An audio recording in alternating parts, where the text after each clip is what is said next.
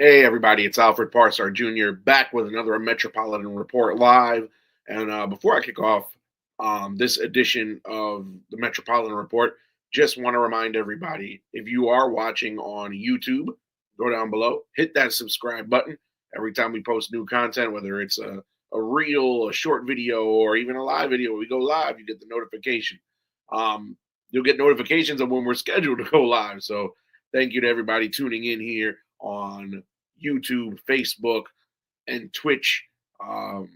Support means a lot to me, and you guys definitely do support. So I just want to acknowledge everybody watching here in the chat and comments. And yeah, we're gonna. I mean, it's been a little quiet in Mets land since. And pardon the hair, by the way. Uh, just hanging out at home. It's cold and wintry. Snow, a lot of snow on the ground. Snow coming tomorrow here in New York City. Yeah, but not going on much in Mets land. Not much going on, sorry. It's January 31st. Tomorrow is February 1st. Mr. and Mrs. Met have packed up the truck at Citi Field that's going to go down to Port St. Lucie, all the equipment. I know you guys may have seen the footage throughout the day yesterday, but the Mets are officially on their way to spring training. Some players like Freddie Peralta has been down there already. I know he's been playing catch with Francisco Alvarez.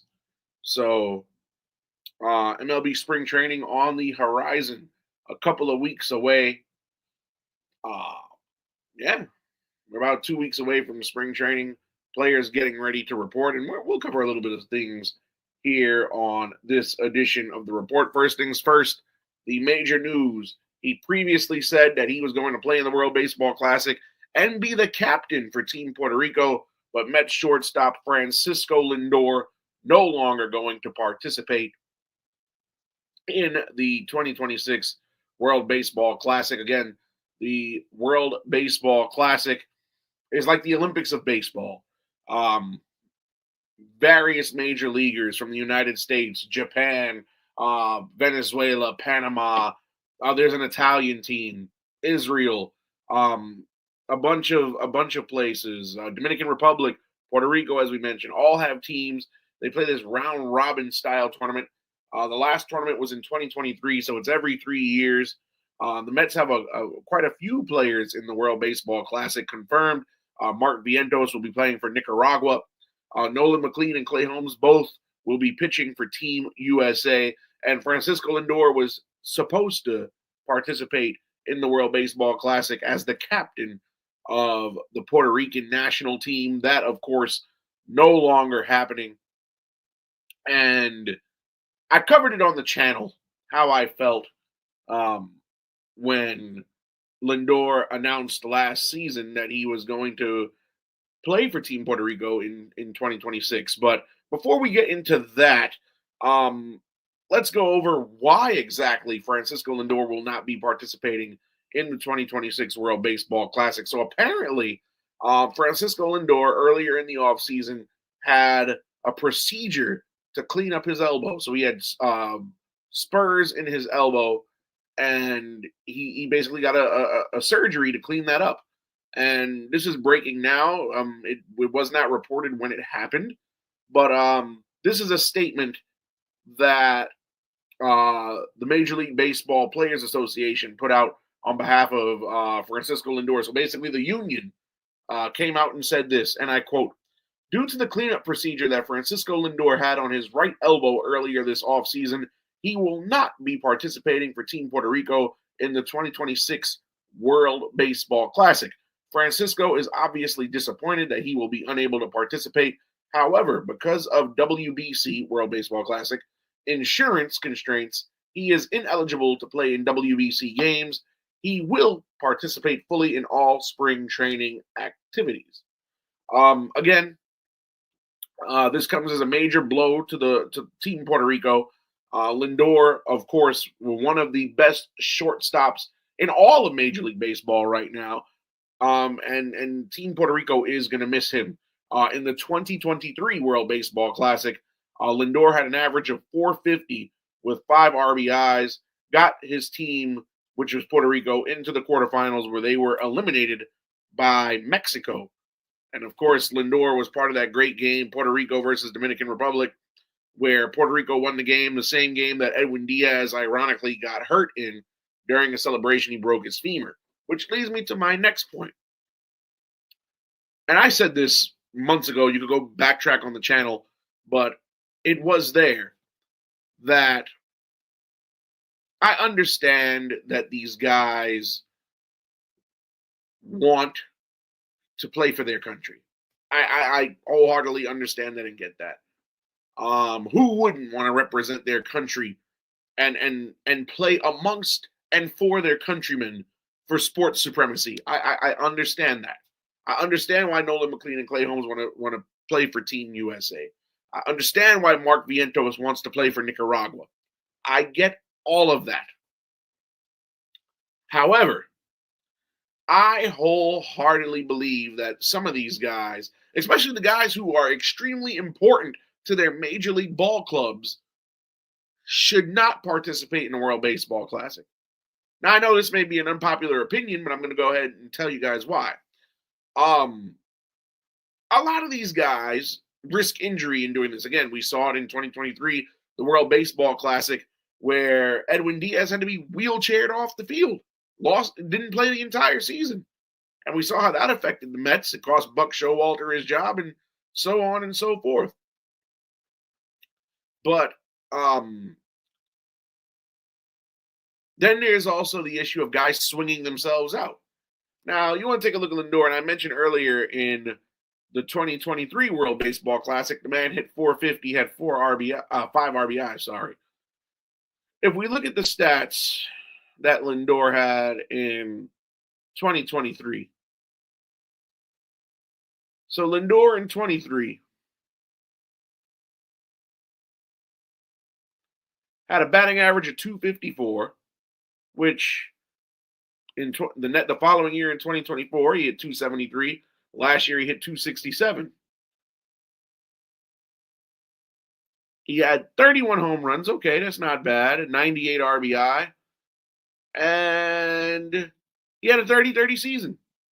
31 stolen bases. Okay. Decent season by Francisco. So some can argue that he ramped up. Yeah, some people could argue he ramped himself up. But we've seen cases where guys played in the WBC and for one reason or another had not as successful seasons. And again, the argument is these guys, now the WBC, for those of you who don't know, takes place while spring training is going on. Now, granted, some of these guys have individual workouts in the offseason. They hit the batting cages, but you're asking guys who have not played in a competitive environment since, I don't know, if your team doesn't make the playoffs, you ask them to play competitive games, really competitive games that count in a tournament. Guys who haven't played since the end of September, if they don't make the playoffs, the close to November, if their team got to the World Series, no competitive game situations, December, January, most of February, and then the last weekend in February to March, you start the ramp up. You start warming up for the season coming up. So you have a lot of guys entering big game situations cold.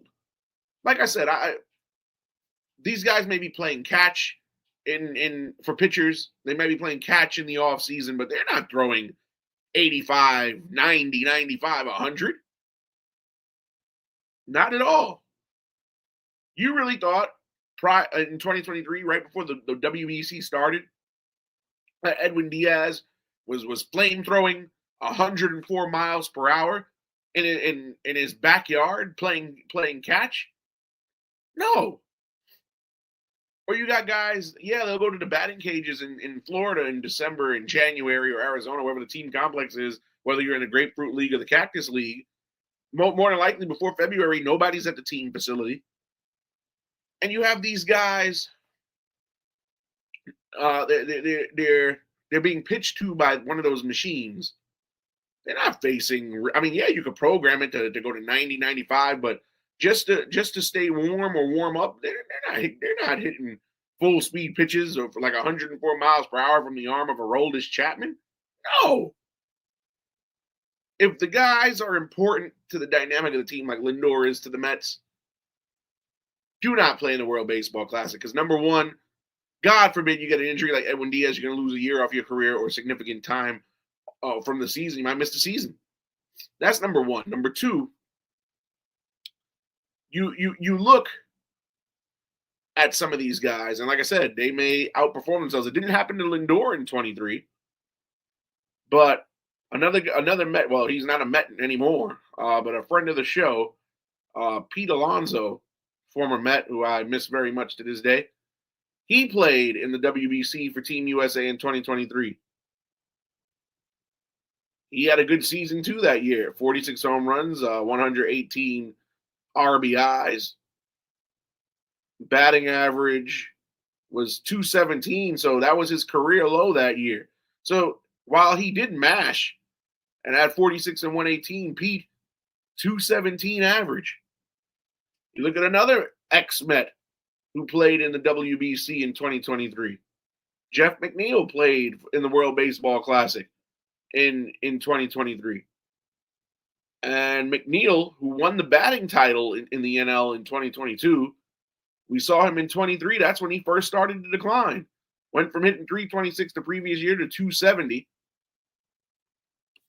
Granted, 270 is still a heck of a season, but I can't fathom that you would want to like I said, you want to risk these guys getting hurt. I can't. It's like I said, some guys swing themselves out. High leverage situations, super ultra competitive situations. And for argument's sake, let's go to the Google machine here. The World Baseball Classic is going to start pool play, which is the first round, starts March 5th. Spring training, actual competitive games, start February 21st. The Mets open up their spring training schedule against the Marlins Saturday, February 21st. So you're asking guys to now step away from their team where they can, ramp to get them warmed up. And you ask them to ramp up to go from 0 to 100 within the span of about a week and some change. Matter of fact, the World Baseball Classic starts 13 days after camp breaks. So you're asking guys to leave their teams behind, leave the preparation for the MLB season behind, to go play for their country. Now, mind you, they get paid during spring training when they're playing MLB games. And you want these guys to go ahead and play in games they're not getting paid for. It's just for the pride of their country, the love of the game, if you will. And to leave, and technically, yes, baseball is a game, but at the same time, this is their job, this is their career. To put that on hold, to go play for free. And, if the WBC did not happen during baseball season or even spring training, I have no issue with it. You want the WBC to happen? Do it in December. Do it in January, in warm weather places. There are plenty of places that this tournament could take place stateside.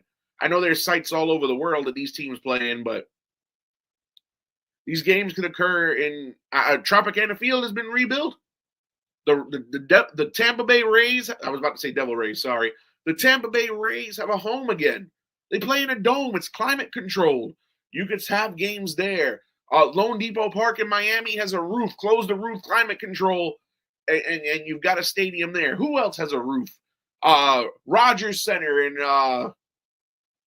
Toronto, climate control with a roof. Arizona, the Diamondbacks, Chase Field, climate controlled with a roof.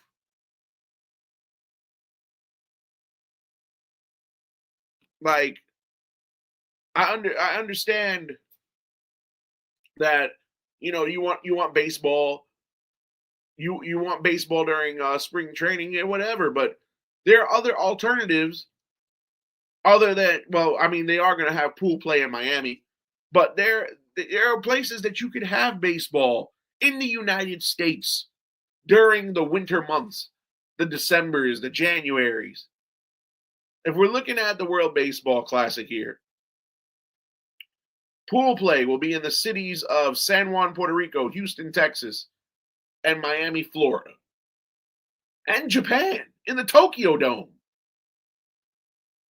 So Miami, Houston, San Juan, and Tokyo will be the 4 host cities. Puerto Rico, warm. Houston, Daikin Park. It has a roof, climate controlled. Again, we talked about the Marlins Park. They're probably going to play in Hiram Bithorn Stadium in San Juan, where the Montreal Expos played some of their games in the regular season. And Tokyo is in a dome, so hey, there you go, on those NPB fields. But back to my original point. If this tournament was held November, December, January, cool. Preferably in November, because again, your team doesn't make the playoffs in MLB. The latest you're done playing, late September.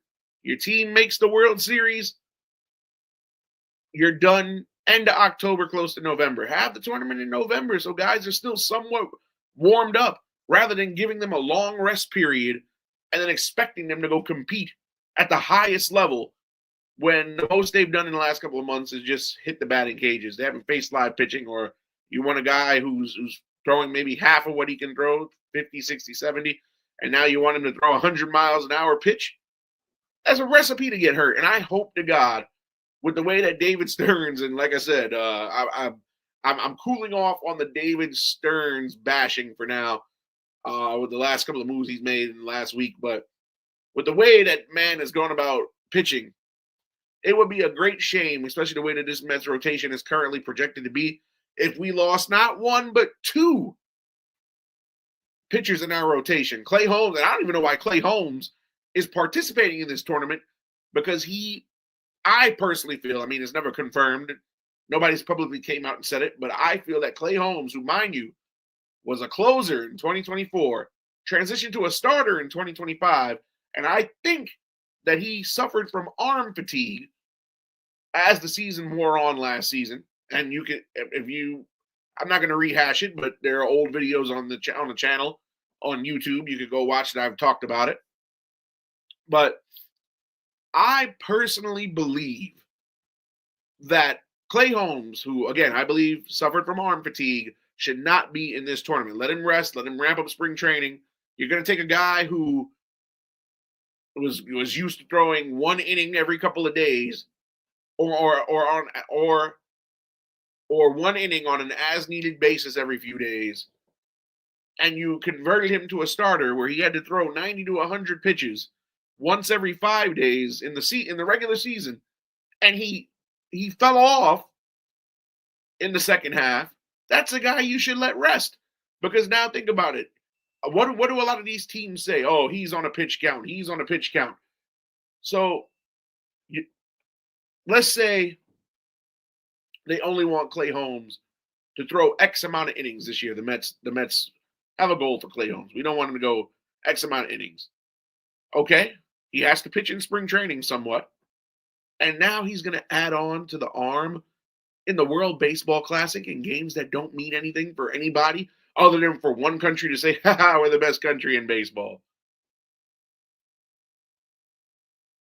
So that's what you want to do. Just for one country to say, yeah, we're the best team in the last 3 years. We're the best country in the last 3 years. I love baseball more than anybody. But at the same time, what we have to protect the players from themselves, in my opinion. Like I said, this is a guy, Clay Holmes. He suffered from arm fatigue last year. Let him rest. Now who knows? And I understand that the World Baseball Classic has rules that a pitcher cannot throw more than a certain amount of pitches in a game. I get that. But you're going to add that on to his workload for the season, for the year? Nolan McLean.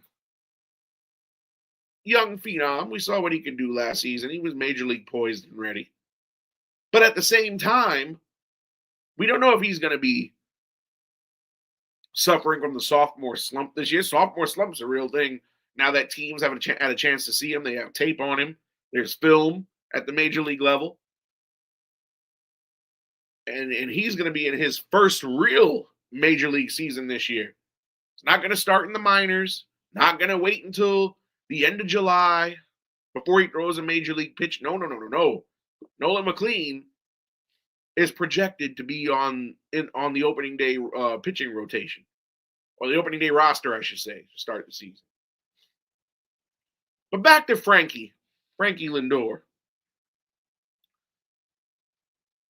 It seems like this is more of a, we're going to protect ourselves.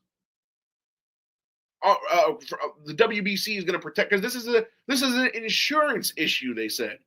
I guess because he just had surgery, they're going to back off and let him convalesce so that he doesn't miss spring training with the big league club that he's on, which is the right thing to do.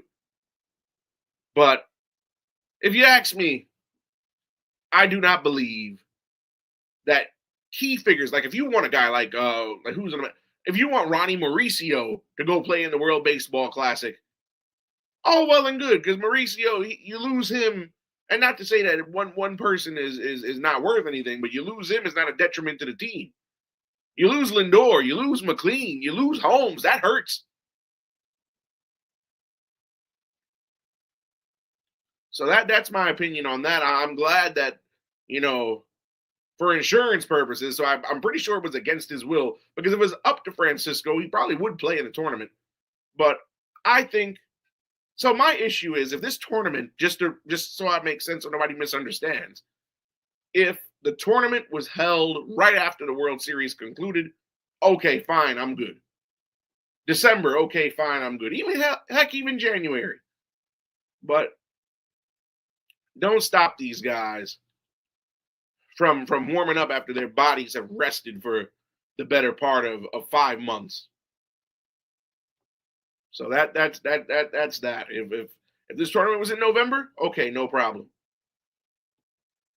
Because their priority should be the team that they play for in the majors. Or if you're going to keep the WBC around this time of year, let it be an amateur tournament. I get it. If they went the Cuban route, and I call it the Cuban route because in Cuba, there's no professional sports. Everybody who plays is an amateur, except in the WBC where they made exceptions that MLB players can play for their country, except for Randy Arozarena, who claimed a Mexican nationality, but that's a different topic for a different show for a different day. But if this was full of minor league talent or, college players or Dominican Winter League ball players, most of them, I wouldn't have an issue. But the biggest, and I understand that the WBC and MLB, they want the big names of the sport to play in this tournament so that people can watch it so they can get ratings. But but how many WBC rosters of the smaller countries do you see? Czech Republic, Israel, Cuba. If you look at the 23 WBC, the Czech Republic team was made up of mostly school teachers and firefighters in that country. And they got out of the first round. How many Aussies are going to play for Team Australia? So, the United Kingdom, England had a team, and the only notable name on that team was Harry Ford, who was a Mariners prospect at the time. So, I would change the WBC. If you're going to keep it this time of year, if it was up to me, amateur players, minor league players only, nobody with major league experience. You keep it this time of year, you don't want to do that. Minor league is to go play. I would not. If I am a front office executive on a major league team, I'm not allowing any of my stars to play. That's just that. Sound up in the comments. Let me know how you feel about that. But that's just my opinion. Moving on. Of course, the Mets, the big news, within the last 10 days, the Mets have made 3 major additions, signed Bo Bichette as a free agent, traded for Freddie Peralta with the Brewers, and traded for Luis Robert Jr., who was formerly of the Chicago White Sox. So that begs the question, should the Mets just stop here and take what they have to Port St. Lucie and go to camp? Or should they try to make 1 or 2 more additions? Well, I'm going to give you guys a couple of players that I would like to see the Mets go after. Number one, I feel like the Mets, if the Mets want to be a competing team or at least have a shot at the playoffs, I firmly believe that they should try to make an offer to Framber Valdez. Of course, Framber Valdez, a free agent, former Houston Astro. Well, I shouldn't say former for now, because if he re-signs with them, he'll still be a Houston Astro.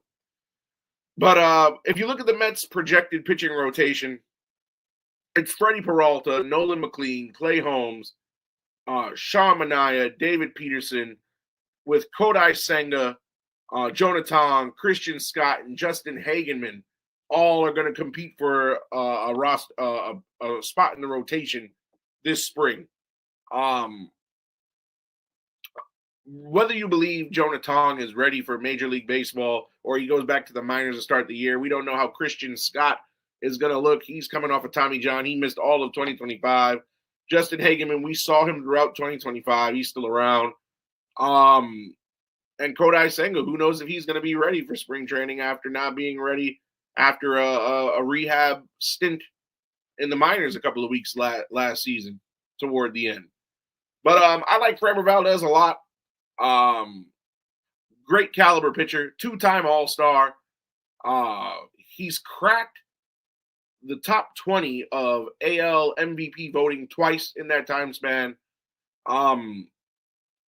He is 32 years old, so I know Stearns will be very reluctant to pursue a long-term deal there.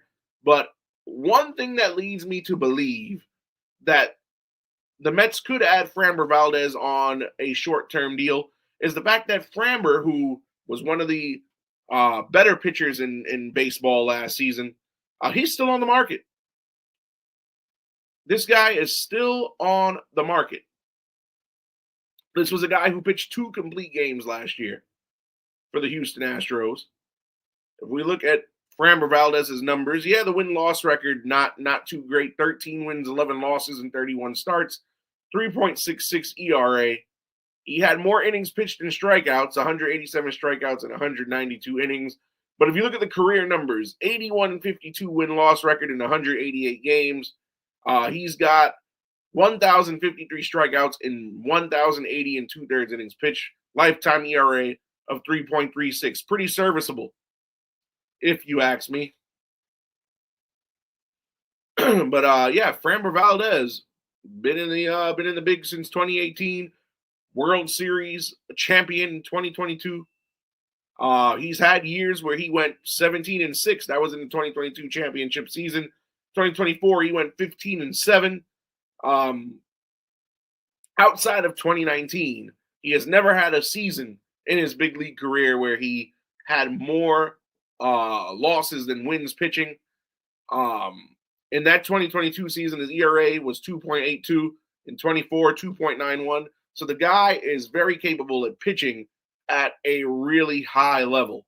Again, when you look at the other crop of starting pitchers still available, Zach Gallen, Chris Bassett, Lucas Giolito, Framber Valdez is the best of the bunch. I'm actually very surprised that Framber is still available, but I would like Framber on the Mets. I would not mind him on the Mets. I think he would strengthen the rotation. That's just me, but Framber Valdez is still out there. I'm surprised he's still out there, but I would like Framber to be a Met, or at least for Stearns to make him some type of offer. All right, the next area I would address if I were David Stearns would be left field. Of course, Juan Soto's in right field. We now have Luis Robert Jr. in center field. And the toss-up right now is left field because it's projected to be a battle in camp between Brett Beatty, who's going to move from third base to make room for Bo Bichette and play left field. Um, Tyrone Taylor, who played center for most of last season, and the rookie Carson, well, not a rookie just yet, but minor league prospect Carson Benj. If you look at Carson Benj, um, he only has 24 games played in AAA. Brett Beatty's going to be learning a new position on the fly, and Tyrone Taylor had a horrible OPS of 598 last season. There are a few options right now who could play left field. Harrison Bader recently signing with the San Francisco Giants, but I would honestly put a flyer on Austin Hayes. Austin Hayes, an outfielder who played very, very well last season. You take a look at Austin Hayes' numbers last season for the Cincinnati Reds. He hit 266, 15 homers, 64 RBIs, OPS of 768. Hayes, he is over the age of 30, so that may be a knock. Again, David Stern's not handing out long-term deals. Not that you would give Hayes a long-term deal if you were to get him, maybe a 1 year, maybe a 2 year at most. I know Stearns wants to give this particular opportunity to a younger player, but Hayes, 30 years of age. He'll be 31 this season once July comes around. A lifetime, he's a 262 hitter, 83 RBIs, 312 RBIs, career 748 OPS. Again, and this was a guy who was a key cog in the ignition for the Cincinnati Reds to beat us out for that final wild card spot. So again, Austin Hayes also really important to note. Last season against left-handed pitching, he did hit 319. So, I mean, Stearns is a guy who loves analytics more than he actually likes actual statistics. So there you go. 400 on base percentage and 549 OPS against the lefties. So if I'm looking for a sure thing, because you never know what Benj is going to end up being like. You never know if Beatty can learn left on the fly. We have to see how he does in spring training. And Tyrone Taylor, through 2 seasons, has already shown you who he is as a ball player. I don't expect him to get any better. But we'll see what this left field competition produces in spring training in Port St. Lucie when exhibition games commence in a couple of weeks. Sorry. And then lastly, I would go back to the bullpen. Of course, the Mets made quite a few bullpen moves, signing Devin Williams and Luke Weaver. Devin Williams and Luke Weaver. They went and got Luis Garcia, the former Dodger, and now there's only one more lock in that bullpen, and that would be Brooks Raley returning from last season's team.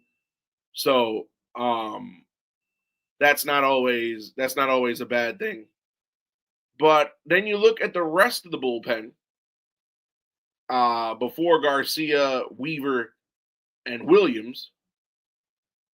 And I mean, AJ Minter's on the roster, but he had Tommy John last season. There's no guessing when he's going to be back. Huascar Brazoban will probably start this season on the Major League club only because he's out of minor league options. So that'll be the sole reason he'll probably make the team. The Mets have a few players in camp competing for that final spot. Of course, they got Tobias Myers from Milwaukee in the Freddie Peralta deal.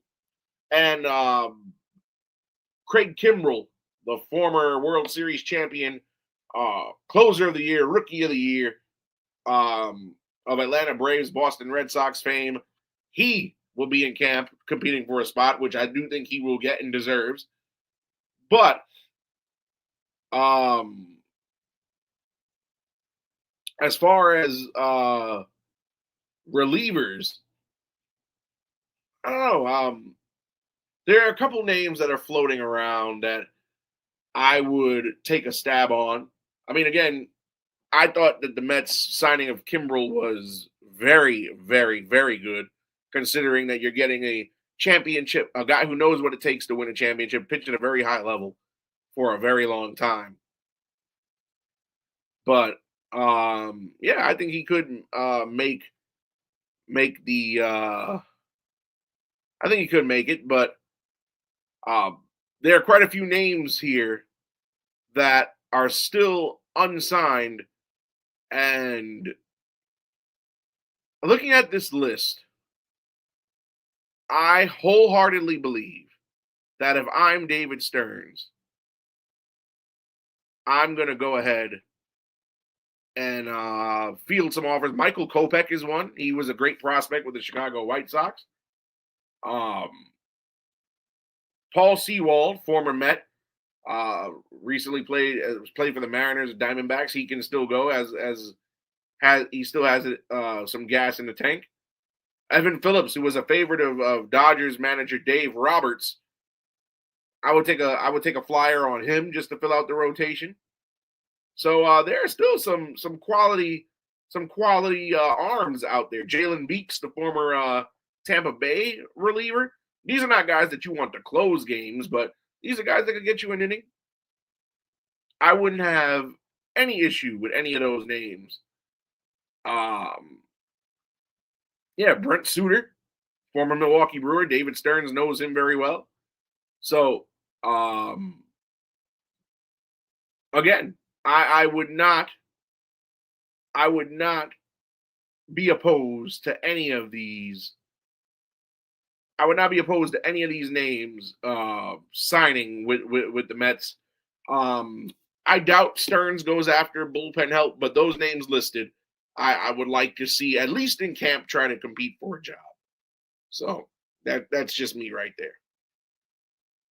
One last thing before we wrap up the report, ladies and gentlemen. I've had to sit and think about this for a little while, and going through my mind, Carlos Beltran going into the Hall of Fame, he may potentially wear a Mets hat. That's cool. But I have conflicting feelings on this. Now, I've always been, and this is going to be an unpopular opinion, and judging by my World Baseball Classic stance earlier in the show, this may be a show full of unpopular opinions, but that's why we make content and put our thoughts out there, because we all have unique viewpoints. But nonetheless, Carlos Beltran, one of the all-time great switch-hitting outfielders of his day that the game's ever seen. Former Kansas City Royal, 2 stints with the Astros, one resulting in a World Series victory. Former Met, former Cardinal. And he got elected to the Hall of Fame. By numbers alone, yes, he's deserving. But then this makes me think. Pete Rose is the all-time hit king in baseball. That's probably a record that'll never be broken. Nobody will top Pete Rose in hits. Barry Bonds is the all-time home run leader. We probably may never see another 700 homer guy for the rest of our lifetimes. Probably for the rest of the history of the sport, because baseball will live far longer than any of us here on Earth right now will. And various other guys, the Alex Rodriguez's, guys like Keith Hernandez still not in the Hall of Fame, which is a travesty. 2-time MVP, won 2 World Series, all those gold gloves he won at first base between the Cardinals and the Mets. And just to name a few, many deserving guys with impressive numbers been snubbed out of the Hall of Fame for one reason or another. But if you could take guys like Roger Clemens and Barry Bonds, who doped their way to success with steroids, or you could take a guy like Pete Rose and exclude him and ban him forever because he bet on baseball, then how does Carlos Beltran surpass all of that and get in? And some of you are probably saying, well, Alfred, why are you bringing this up, talking this way? And it dawned on me when looking at when thinking about Carlos Beltran the other day that that that 2017 Houston Astros World Series championship team won that championship in controversy. As you may know or may not know if you've been living under a rock or you're new to baseball and haven't figured it out or read about it, heard about it, looked it up, that was a fraudulent World Series that Houston Astros team won. They stole signs using video equipment. There was an investigation. It was all proven. You don't believe me? You can go ahead and Google it and read about it. And you know who one of the masterminds of that sign stealing scandal was? Carlos Beltran. Mike Fiers said it. He pitched on that 2017 Astros team. He exposed it all. And you know what the worst part is? And I like Carlos Beltran a lot. He gave me a lot of memorable moments in Shea Stadium when I was a high schooler. But he was asked when all this information was coming out, did you know about the scandal? Before he was even implicated.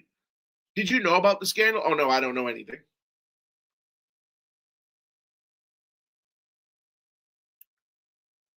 And then it come to find out, he was one of the masterminds, orchestrators, whatever you want to call it, behind the sign stealing scandal. I mean, Alex Cora was a part of it.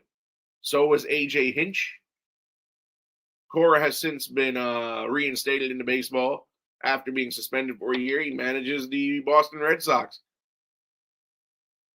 But Carlos Beltran, let's not forget, going into the 2020 season, before Luis Rojas was hired as the manager of the Mets,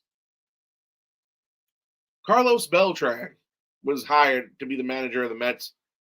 And within a week of him being hired, the story broke.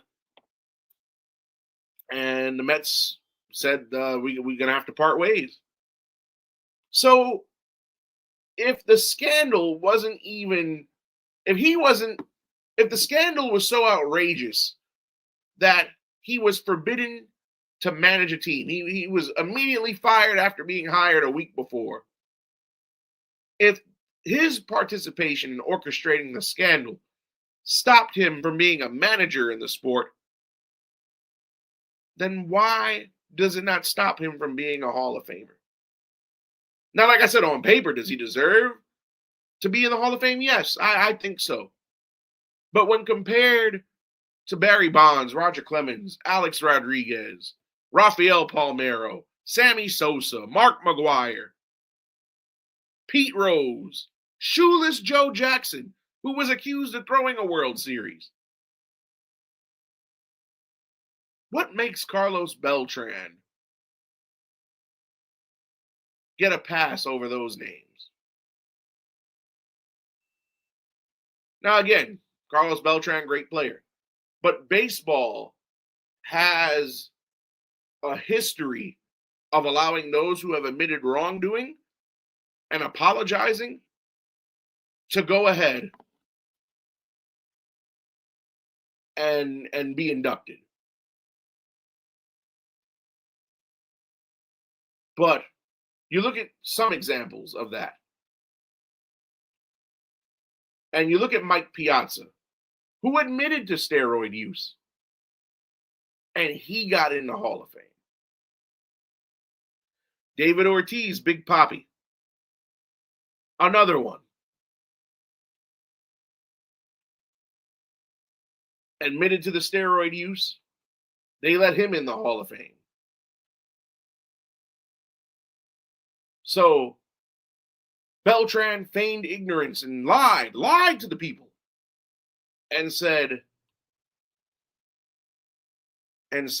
no, I have no knowledge. I don't know what you're talking about. And was later proven to have orchestrated the whole thing.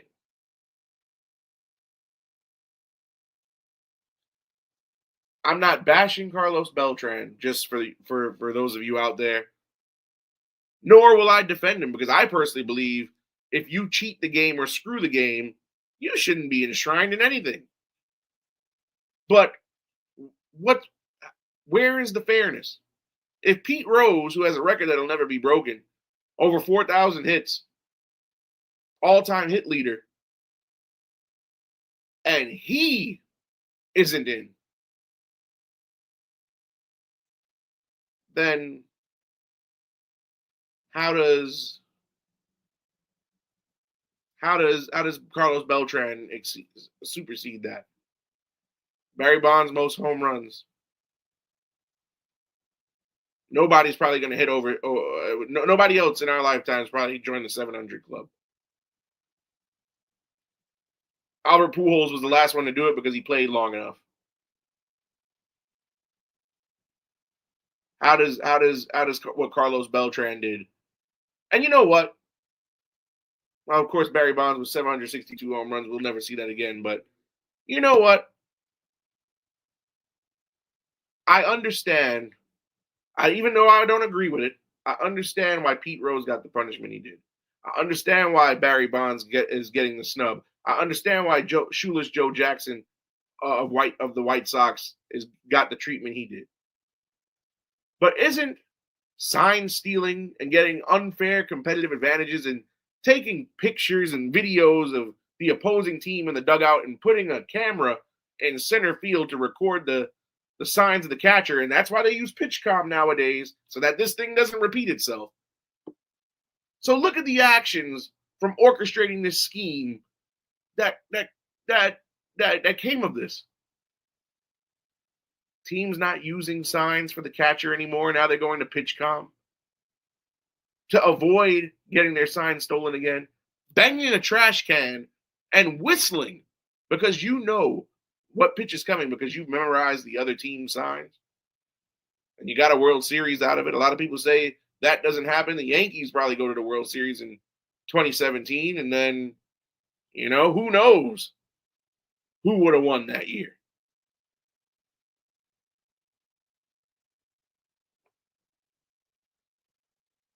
The Dodgers probably could have got a ring.